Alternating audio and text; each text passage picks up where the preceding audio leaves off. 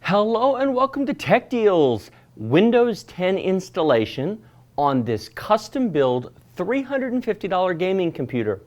I have previously filmed the build of this computer, and a link to that video will be in the description below, where I take you step by step through taking a pile of components and turning it into a functioning computer. Go check that out if you haven't already seen it. But in short, this is an awesome machine. For $350, yes, it will play most current games at Full HD or 1080p resolution, at medium or higher detail levels, no problem. And it's fast. This thing even has a solid-state drive in it. Great machine for $350. Now, I will be following this video up with Windows performance videos and gaming performance videos. Those will be linked in the description below when they're finished. Essentially, I'll show you how well Windows runs. This machine will run all your Windows programs, Skype, Facebook, video streaming, internet, email, Office applications, everything you could want to do in Windows, it will do just fine. And then, of course, I will do game performance videos where we play everything from Grand Theft Auto 5 to Minecraft and everything in between. Now, there is nothing installed on this at the moment. That is why we have this. It's a USB thumb drive. This just happens to be a Transcend. It doesn't matter which one you use, but you will need a 4 GB or larger USB thumb drive. To make one of these that has Windows on it, go to the link in the description below to Microsoft.com. That is called the Media Creation Tool from Microsoft. You can run that on any Windows 7 or newer computer. It will make you a USB thumb drive that will install a clean copy of Windows 10 on basically any reasonably modern computer. Note, it is not a licensed copy of Windows. You can install this and use it for 30 days without a license key. After 30 days, it'll start bugging you and nagging you, asking for a key. There are several ways to get a valid license key. One, you might already have one.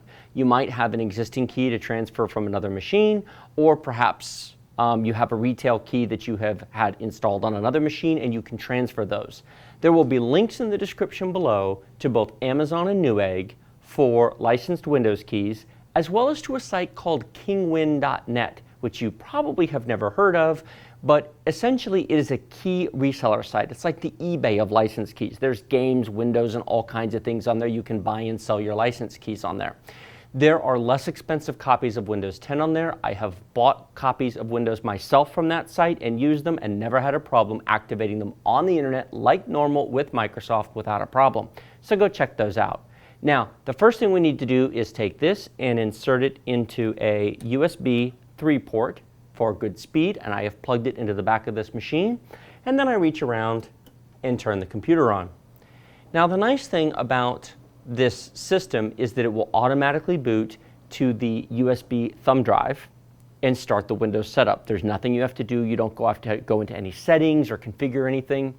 Once it goes through the first install and then it reboots, simply at that time remove the memory stick, and then it boots to Windows on the solid state drive, and you're good to go and you're done with it. It really is very straightforward. So the first screen you see when we boot up the computer is Windows Setup. It's simply asking you language, time and currency, and keyboard inputs. I'm going to accept all of the defaults because I'm in America. If you're somewhere else, change them. And Install Now is pretty much your only choice, so we'll hit Install Now.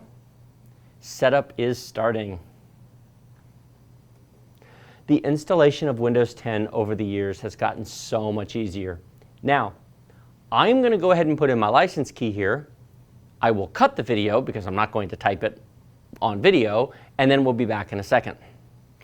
Once you have typed in your license key and pressed enter, it will often then pause for a second, checking your license key over the internet.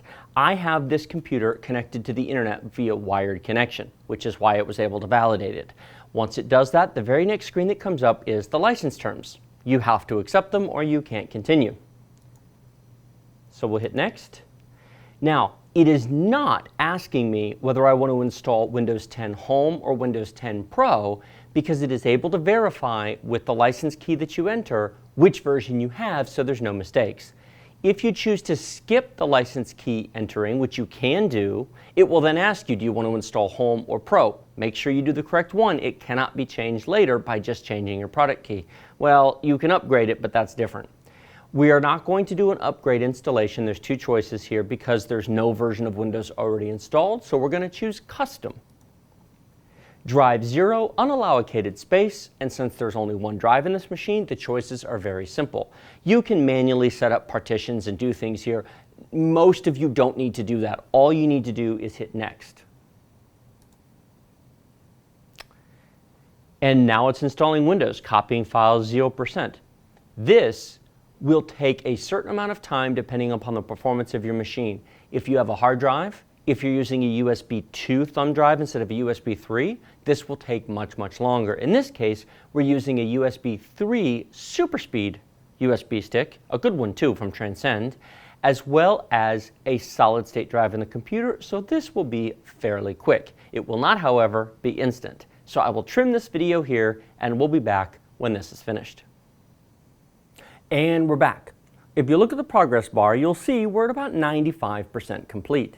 This has only taken about 5 minutes. It's really, really quick when you're using a solid state drive to install on and a USB thumb drive. It's now going to set up and install features and reboot here in a second. I cut the 5 minutes out because of course nobody wants to watch a progress bar for 5 minutes. But in a second here, it's going to reboot the machine. When it reboots, we are going to remove the USB thumb drive from the back of the computer and set it aside. We will be finished with it. There's nothing further to do. It says restarting in 5 seconds. 4, 3, Houston, we have liftoff. And so now I've removed the USB thumb drive and I'll simply set it down and we're done with it. The system should now automatically boot up to the solid state drive built into the machine and away we go. It's always fun setting up a new machine, especially a fast one. I know some people may say, wait a minute, it's $350. How can it be fast? The days of having to spend thousands of dollars to get reasonably fast performance are over. Certainly you can spend more money than this. Certainly there are faster processors and faster computers. But in terms of performance for the dollar, in terms of bang for the buck, so to speak, this is an awfully good deal. You get so much for the money. Getting ready. I love ASUS's tagline. The reason it says ASUS in the middle of the screen right there is because that's the brand of the motherboard. I installed an ASUS motherboard, and of course that puts the logo right up on screen. In search of incredible. What can I say? I like it. It's a good tagline. This part doesn't take too long. And so here we are. Now, this is the initial configuration of Windows 10. It has gone through the first reboot, getting things ready. It rebooted one more time and we're back to this screen. Get going fast. Now, this is where you can set up some of the privacy and personalization features of Windows 10. Windows 10 has many more online, always connected features than previous versions of Windows did. I'll say this in short. If you want your computer to be locked off from the internet as much as possible, you're going to want to come down to Customize Settings, which is in the far left-hand corner on the bottom of the screen in very small print, and you're going to want to click that and change some of the settings. For those of you who don't care or have just accepted that large companies are tracking all the stuff that you do and where you go and what you do, then click Use Express Settings. In all of my other Windows 10 installs, I've clicked Use Express, so this time I'm going to click Customize Settings and talk about them for just a minute. So in Customize Settings, the first option you get is personalization. Personalize your speech, typing, and inking input by sending contacts and calendar details along with other associated input data to Microsoft. Essentially what this is a keylogger, but only in certain places of Windows. If you're typing in Microsoft Word, it's not keeping track of that. What this is keeping track of is everything you type into Cortana, which is the speech recognition and voice virtual assistant, similar to Siri on Apple devices.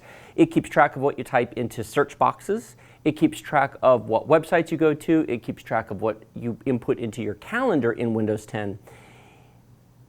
Do I personally care whether Microsoft keeps track of this stuff? Not really, because I fully recognize that Apple does it with my phone and Google does it with Gmail, and I've given up. But that's a personal thing. So you can certainly click that and turn it off if you want to. Send typing and inking data to Microsoft to improve the recognition and suggestion platform.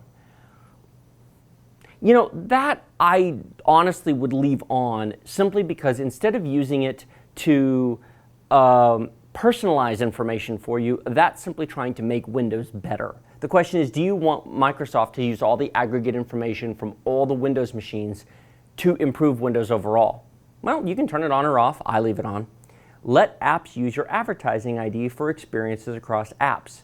This applies to the Windows App Store, which honestly has not done as well as Microsoft has hoped. I'm filming this about 1 year after Windows 10 came out, and Microsoft had big hopes for the App Store sort of relaunch with Windows 10. It came out with Windows 8, and it's doing okay, I suppose, but it certainly is not providing any competition to Google and Apple's app stores.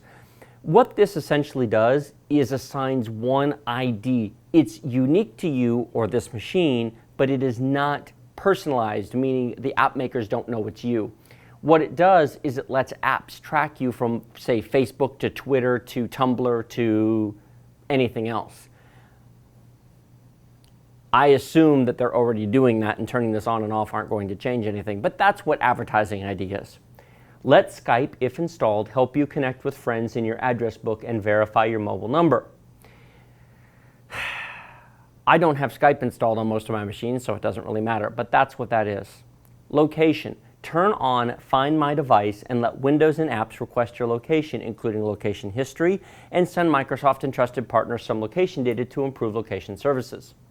If you install Windows 10 on a laptop that you travel with, this gives Microsoft and trusted partners the location of your laptop everywhere you go. Do you care?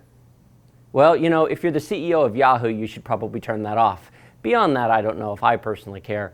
Do keep in mind that it does allow you to track down your device if it's lost or stolen, and it does make certain things work better. For example, let's say you're traveling with your laptop and you search for Mexican restaurants or Italian restaurants.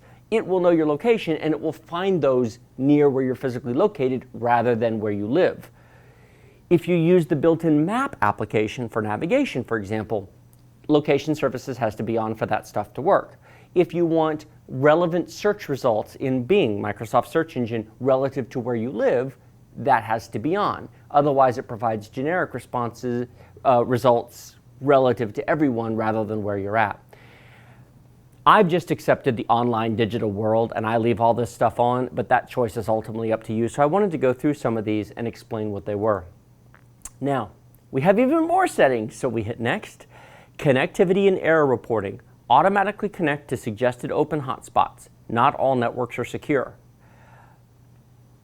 You know, if you're traveling with a laptop, this could be an issue. If you go to a Starbucks or a restaurant or a business that has an open Wi-Fi hotspot, this will let your laptop automatically connect to it. It doesn't really matter for a desktop that doesn't move, but if you are concerned about connecting to an open network, turn that off. Automatically connect to networks shared by your contacts. That feature is actually being removed in the next update of Windows, so I wouldn't fret too much about that. That's Wi-Fi Sense, and they're taking that out in about 2 weeks. Automatically connect to hotspots temporarily to see if paid Wi-Fi services are available. If you're at a hotel that provides Wi-Fi only if you pay them, this lets them connect to that to see whether or not there's an option to get Wi-Fi services for a fee. Send full error and diagnostic information to Microsoft. I firmly believe in leaving that one on. If you want to turn the other three off, by all means, go ahead. For a desktop, it doesn't really matter. For a laptop, it might be worth considering. The error and diagnostic information is important. It's not just Windows crashes, although it is Windows crashes. It's program crashes. It's driver crashes. It's programs that your hardware uses, such as your display driver or sound driver or network driver. If your system experiences problems of any type, that's what allows the computer to send, hey, Houston, we have a problem. Something broke, something crashed, the system rebooted without warning, we had an error updating a program or a file. That's how Microsoft is going to make Windows better. They're using the information from all the machines to figure out how to improve Windows.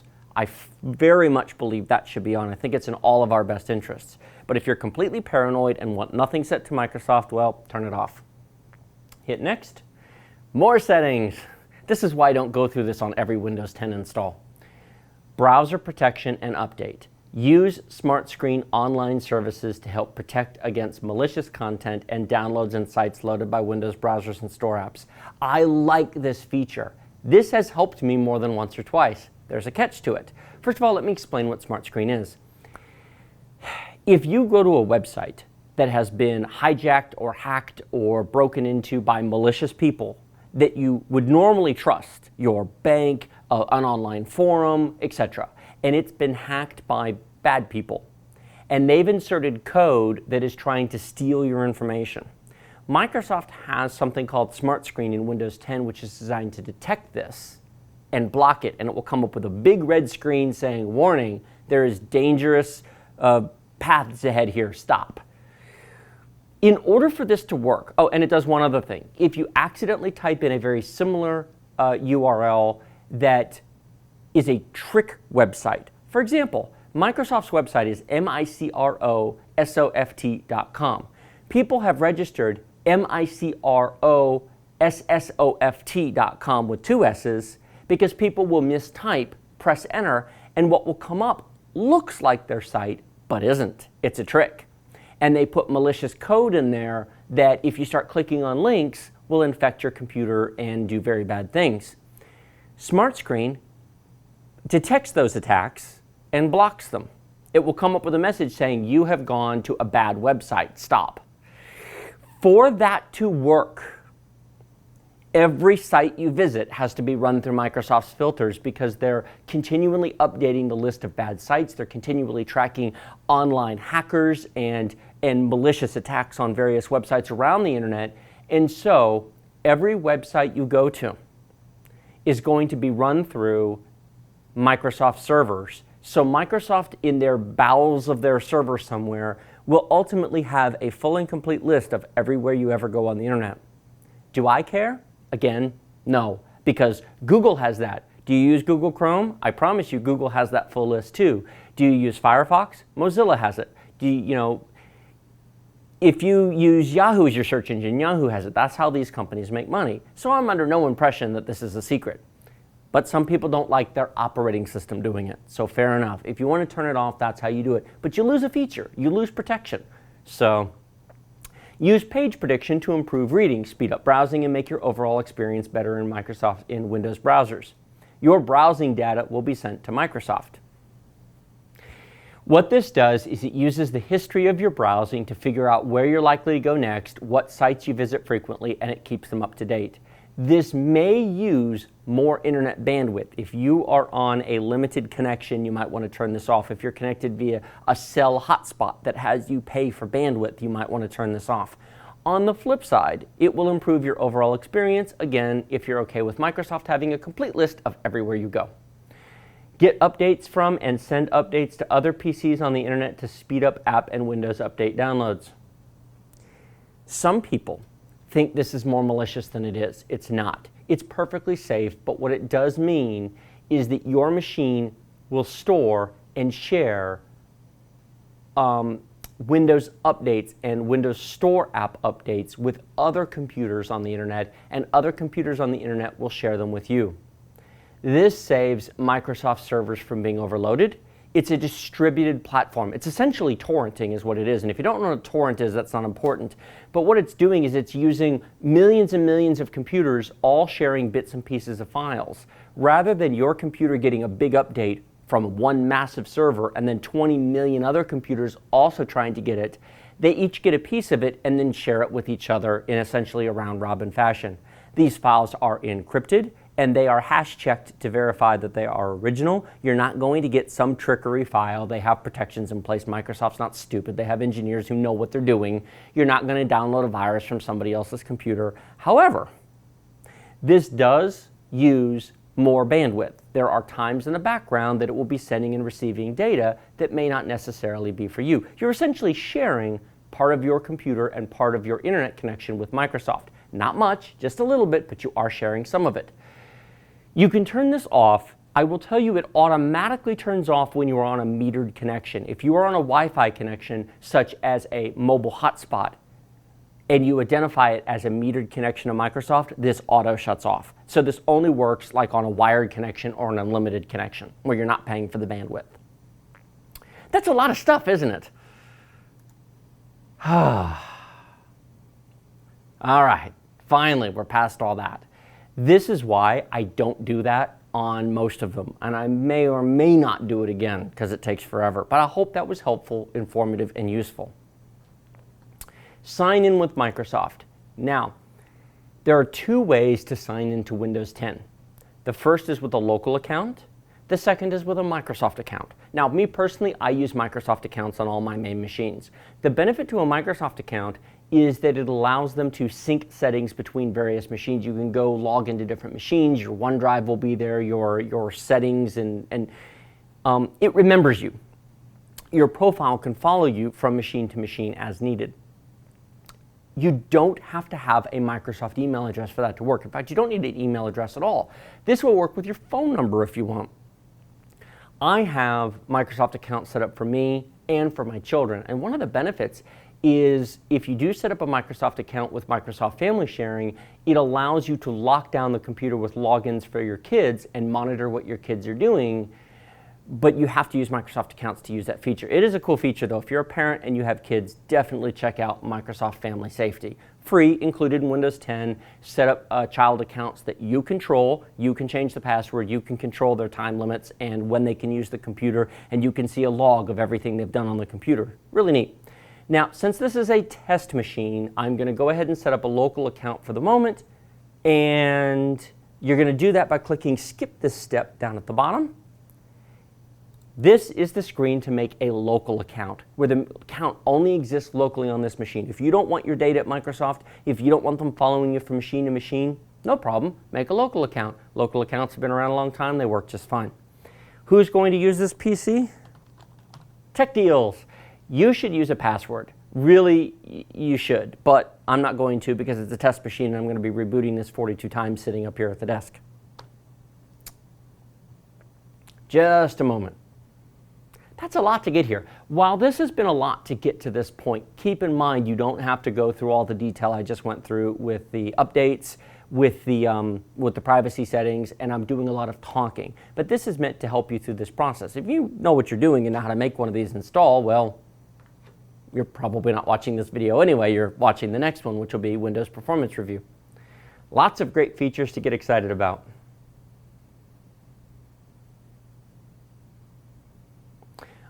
I will say this, and then I'll cut out the next setup part, which may take a bit, although on a solid-state drive it won't be too bad. The process of installing Windows is so much better than it used to be. I remember the days of inserting floppy disk after floppy disk. I'm old, what can I say, or oldish. You know, getting Microsoft Windows 95 on a stack of 3.5-inch floppies, yay tall, and putting them in one after the other, and waiting for everything to install and hoping everything worked, and then you boot up and you know, Windows Update didn't exist when Windows 95 came out, and features and improvements didn't come out the way they do today. Even in the Windows XP days, there were a lot of things that didn't work as well as they do today. If you ever had to install Windows XP from scratch and you needed a driver disk, a driver for a hard drive controller or a network controller or something else, look how fast that is. I'm not even going to cut that out. That's so quick.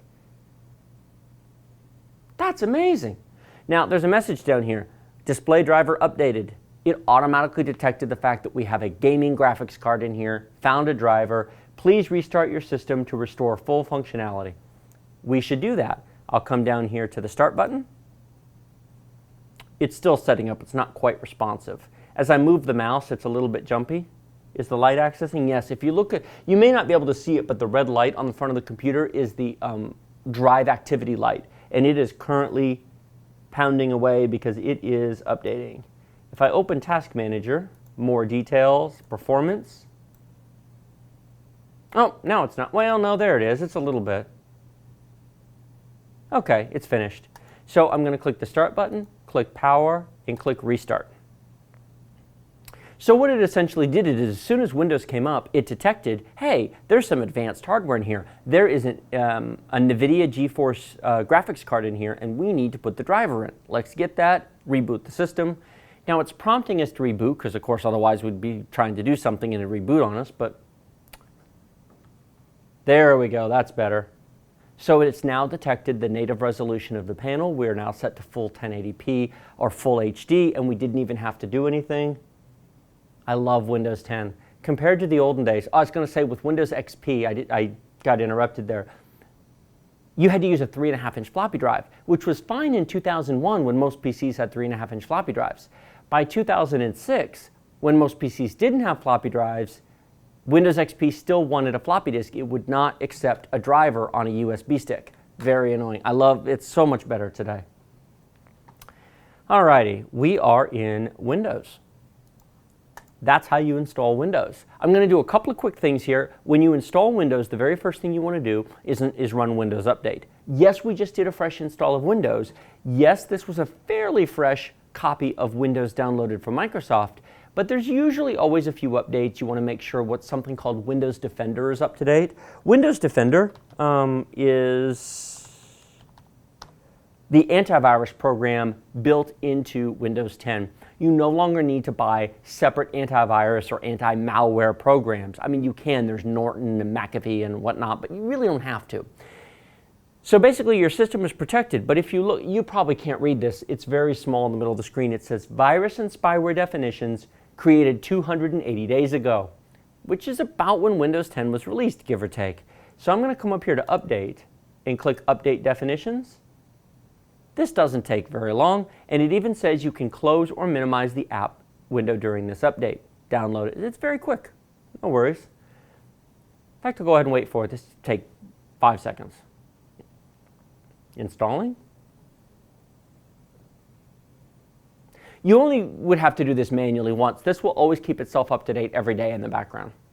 Oh, there's another one. Okay. It's old enough that makes sense. There's a number of one-time setup steps here that you only have to do one time. Once this is up to date, it will stay up to date. There we go. Virus and spyware definitions up to date. We'll close that. We'll go into the Start menu and we'll click Settings. It's 3 up from the bottom. And we'll click Update and Security, which is in the bottom right-hand corner down here. Now it says no updates are available. Well, it hasn't checked yet. We just installed Windows. What I'm going to do is click Check for Updates. And look, there's a bunch of updates. No worries. There's 4 updates. Now, there's actually more than 4. The fourth update down is Update for Windows 10, and then the one it's doing at the moment is Cumulative Update. What Microsoft does now is they roll a bunch of patches into cumulative updates, so you're not downloading 152 patches and taking an hour and a half to update. This won't take very long. This is actually really, really nice. While this is updating, I'm going to show you how to download the proper NVIDIA drivers. A basic set of drivers for the video card are in here, but not the ones you want to use. What we're going to do is open Microsoft Edge, and we are going to go to NVIDIA drivers. And the first result in the list is NVIDIA's drivers.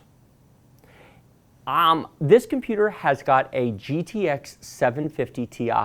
Now you might be asking, why are we downloading separate drivers when Windows 10 already did so?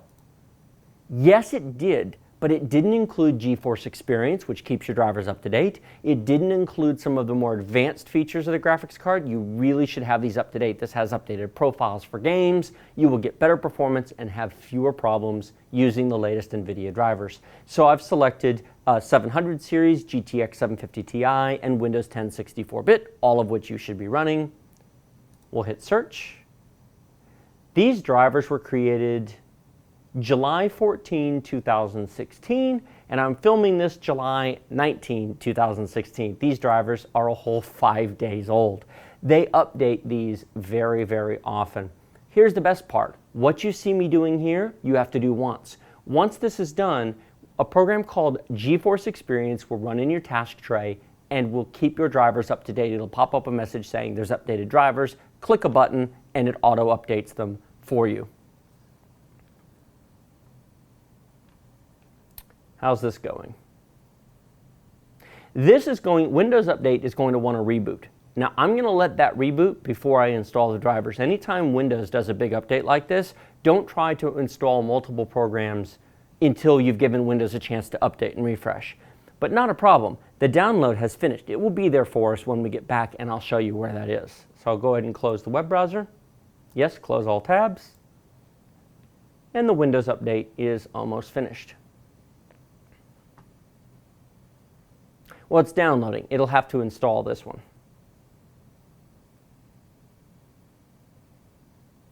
Now, I had cut out when I typed in my license key before, but just to show you, we'll go to, well, we're in update.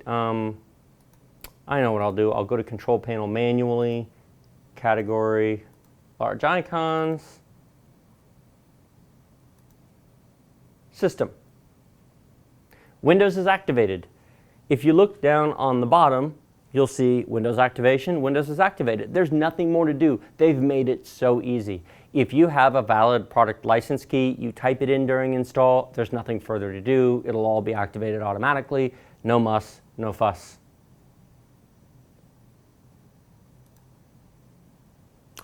This might take a minute, so I may trim this here, and we'll be back when it's ready to reboot. And we're back. It's finished installing. That only took about 3 or 4 minutes, but of course nobody wants to watch that. We're going to click Restart Now. I want to make very clear, manually running Windows Update is generally something you only do once when you first boot up a computer, either one you bought complete from a manufacturer or one that you built yourself and did a fresh install of Windows. You simply want security updates, patches, fixes, and protection updates to be fully updated before you start using your machine. You don't want to launch into your web browser and start going into Facebook or online banking or anything else until Windows is fully up to date and secure, both Windows Defender as well as Windows Update. When this reboots, we are going to install the latest NVidia GeForce drivers, and then we'll be done.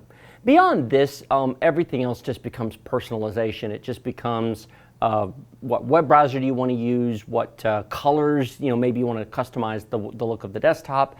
That sort of thing is all just personal flavor. Windows is basically finished and set up. It's not that hard. In summary, while I clicked a lot of things, you can take almost maybe half of this video out. All those personalization and customizations I did on the privacy settings before we got into the Windows desktop, if you just click Express Settings, then that entire piece of the video is cut and won't even be part of it. I was taking the time to explain it, which several people have asked me when I'm going to do it, so I figured I would do it here. All right, we're back into Windows. So we go to the Start menu, and we go to File Explorer, and we open up File Explorer, and we're going to go to Downloads, which is the one of the frequent folders, and there's the download. We'll double click on it. User account control. Do you want to allow this app to make changes to your PC? Yes, because we downloaded it, but it's good that it checks. It's one of those safety features. Where do we want them to be saved? That's fine, just accept the default. Now we can go ahead and close File Explorer. This doesn't take very long. There's a little update down in here letting us know that updates were in fact installed. We, of course, were standing right here, but it's just letting you know they were in fact successfully installed. Again, this installation of the NVIDIA drivers, one time. Once this is done, you'll just use GeForce Experience. It'll pop up a notification letting you know when there's updated drivers, and if you want to install them, you then, of course, just say yes, and if not, then don't. The reason for updated graphics drivers is they're continually, we have to agree and continue here. There's no other choices. You can customize these. There's nothing to customize. There's nothing nefarious. For all the talk I just gave about Windows and the various customizations, this basically just changes where you want to install, and it's not, you want to put it all in. Really, that's all there is to it. Okay, now I can talk about what I was going to say. When you update the video drivers, optimizations for better performance are always being made by the video card companies. They're trying to squeeze every ounce of performance they can out of the graphics chip to make games play better. In addition, new games are coming out that didn't exist when the card was originally released and when the original drivers were made. The big two companies, AMD and NVIDIA, both optimize their drivers and figure out ways to get better performance out of games. NVIDIA calls theirs game-ready drivers. Basically, when a new game comes out, they offer, especially a big title like Mirror's Edge Catalyst, or in this case, Homefront Revolution, Overwatch, Doom, etc. They put in optimizations to make sure the game runs very smoothly and runs very well on their new updated drivers. If you try to play some of these games on out-of-date drivers, especially really out-of-date drivers like 6 months, a year out of date, sometimes they don't play very well. The performance is lower, there's glitches and problems. Updating the drivers often fixes those problems. There really isn't much else in your computer that needs to be updated like that, except your graphics card. We're still in a period of rapid improvement in graphics. Processors are more of a slow and steady improvement at this point. The main CPU, or central processing unit, those get better every year, yeah, but only by 5 or 10%. Graphics cards are continuing to improve by leaps and bounds. This year has seen some incredible graphics card releases with the new 400 series from AMD and the 1000 series from NVIDIA. Much, much improved performance. So it's just installing the drivers now. When this is done, we'll reboot and we'll be finished. So, did you like this video? Click like. Did you not? That's okay too. Remember to subscribe to my channel. It's the big red button right down there. If it's not red because you've already subscribed, thank you. But subscribing is free and it gets you updates to future videos, including performance reviews of both games and Windows on this machine, which will be coming up next. You'll also get unboxings, how-to guides, including the original video of this machine where I showed you how to build one from scratch, even if you've never built a computer before. Questions, comments, thoughts, feedback, suggestions, those go in the comment section below the video. Let me know what you think. Too long, too short, was this interesting? What can I do to make this better for you? I'm here to help you.